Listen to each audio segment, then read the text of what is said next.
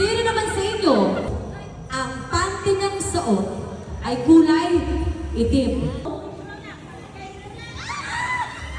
Kung kayo ay nag-i-scatter, upo. Yung mga nag-i-scatter dyan, maging honest, upo. Tignan ang mga cellphone.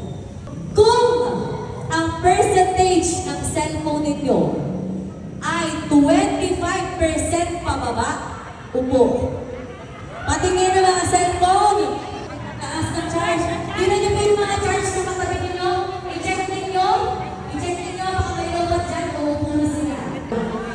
Patingin. 76. Taas. Po. 25% pababa. 80. Maging honest.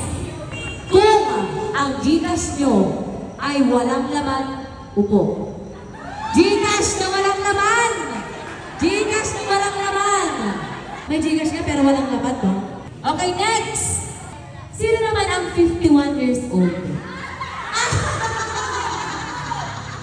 Sorry, Marina. Walang taon ka na, Marina. Okay, ngayon, ang dami niya pa nakatayo, ah. Sino naman sa inyo ang may letrang R sa pangalan? First name, upo! Sorry. May letrang R sa pangalan. Yung hindi na alam eh. Alea, walang R. Dito tayo. Alam mo ba? Safe na safe, si Mang Perus. Kung ang pangalan ninyo ay may letter Y, upo. Goodbye. May letter Y. May letter Y. Paupuin nyo na yan kung may letter Y.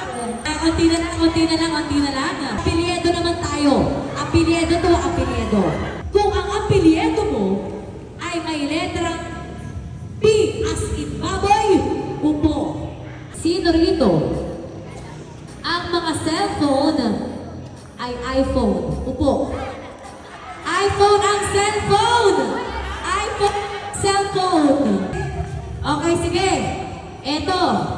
Maging honest kayo, ha?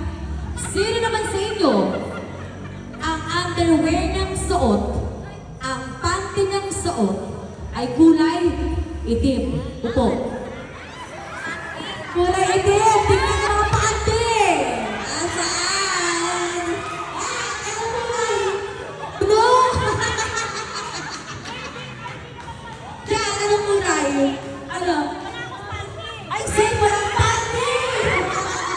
Kuya,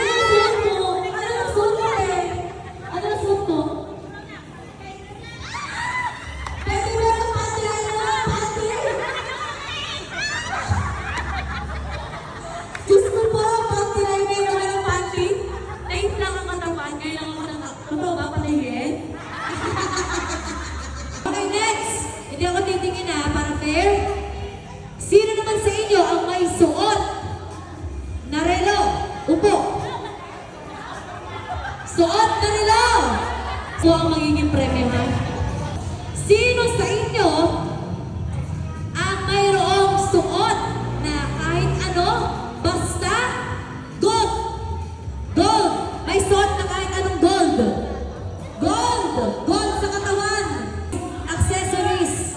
Di mo na lang ang naglalabanan? Sino sa inyo, be honest ko, ha? Sino sa inyo ang mayroong 3 anak?